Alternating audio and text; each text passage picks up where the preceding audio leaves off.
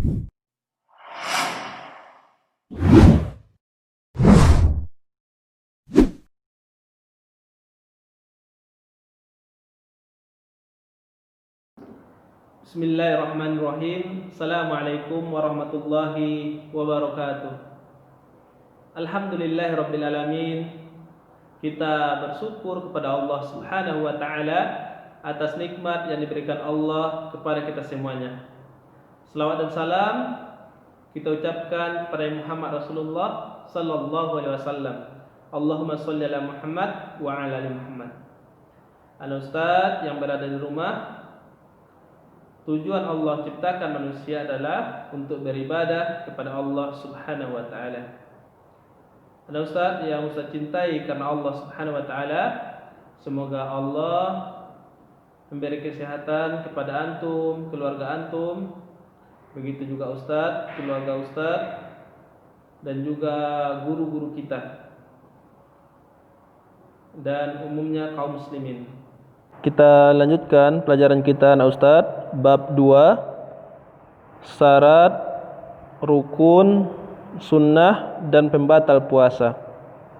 Setiap manusia harus mengetahui seluk-beluk amal ibadah yang dilakukannya, baik itu syarat, rukun, sunnah, maupun pembatal puasa. Pengetahuan ini penting agar amal ibadah yang kita lakukan membuahkan pahala dan mendapatkan keridhaan Allah subhanahu wa ta'ala. Poin A, kita akan membahas syarat wajib puasa. Pertama, syarat wajib puasa adalah Islam.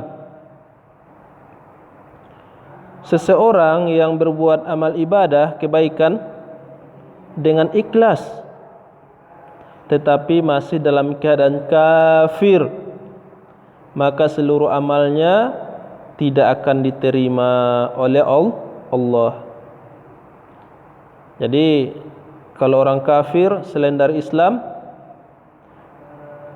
dia melakukan amalan-amalan kebaikan dan dia juga ikhlas, tidak akan bermanfaat baginya, tidak akan diterima oleh Allah subhanahu wa ta'ala, karena dia masih dalam keadaan kafir. Sebagaimana Allah katakan di dalam Al-Quran, ya, Allah mengatakan dalam Quran surah Ali Imran ayat yang ke-19, Inna dina indallahil Islam. Quran surah Ali Imran ayat 19. Sesungguhnya agama di sisi Allah ialah Islam. Islam adalah satu-satunya agama yang benar. Agama inilah yang diterima oleh Allah. Selain dari Islam, maka tidak akan diterima oleh Allah subhanahu wa ta'ala. Begitu juga dalam Quran surah Al-Kahfi ayat 103 sampai 105. Jadi syaratnya itu dia harus beragama Islam.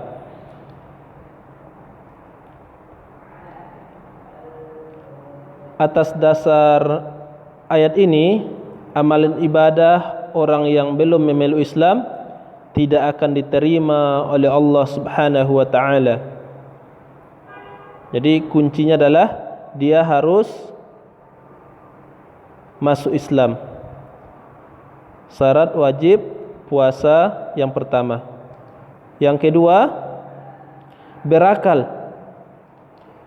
Allah subhanahu wa ta'ala memberikan akal sehat kepada setiap manusia. Tujuannya agar dia dapat berpikir sehingga mampu memilih mana yang baik dan mana yang buruk. Jadi akal itu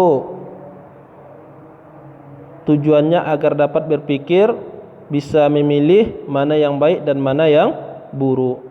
Sebaliknya, orang yang memiliki akal yang tidak sehat atau gila tidak dapat berpikir sehingga tidak mampu membedakan mana yang baik dan mana yang buruk. Sebab itulah semua ibadah hanya diperuntukkan bagi orang yang memiliki akal sehat. Jadi ini yang kedua nak ya, berakal sehat.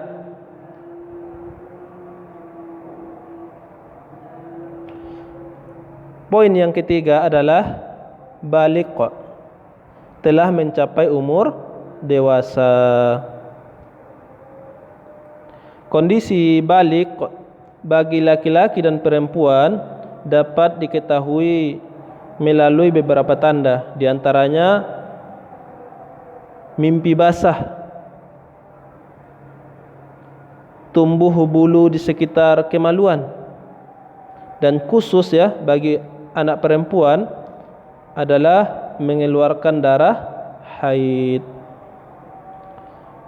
Jadi yang ketiga adalah baligh, yaitu mencapai umur dewasa.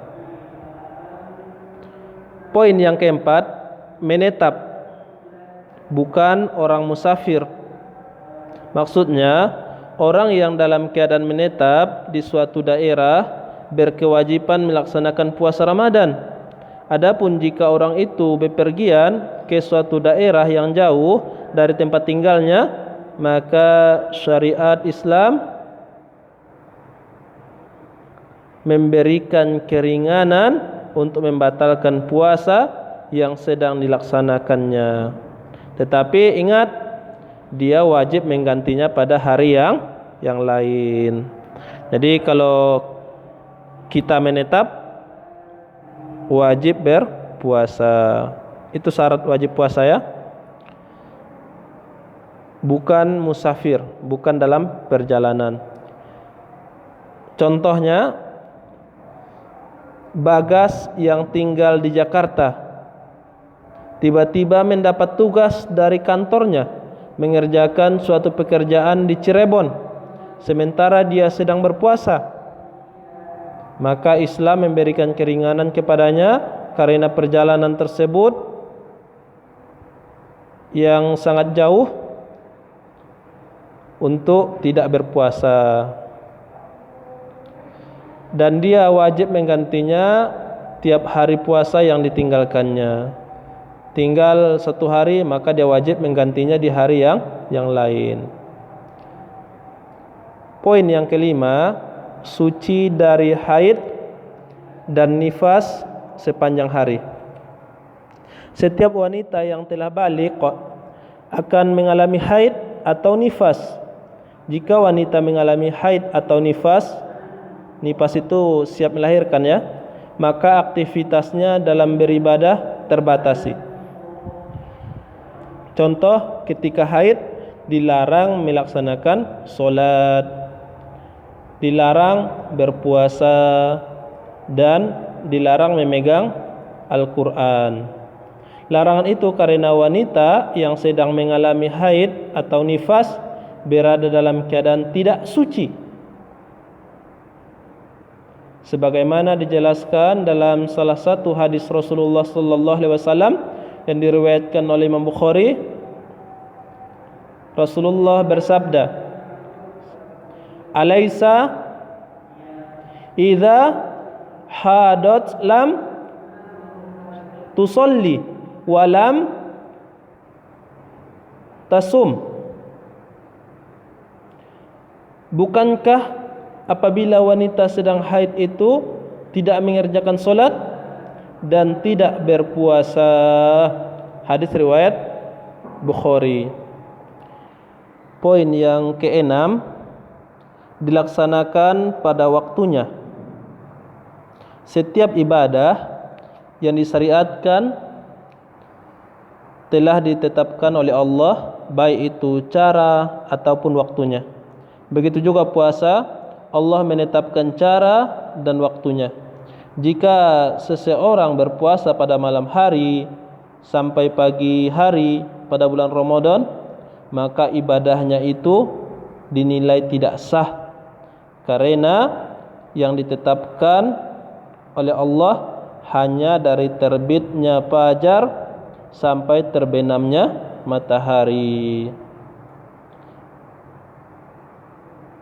Sebagaimana Allah katakan di dalam Al-Quran, yaitu Quran surah Al-Baqarah ayat 187, Allah berfirman, wa kulu wasrabu hatta yatabayyana lakumul khaytul abyadu minal khaytil aswadi minal fajr thumma atimus siyama illal lail. Makan dan minumlah hingga jelas bagimu benang putih dan benang hitam, yaitu fajar. Kemudian sempurnakanlah puasa sampai datang malam, yaitu waktu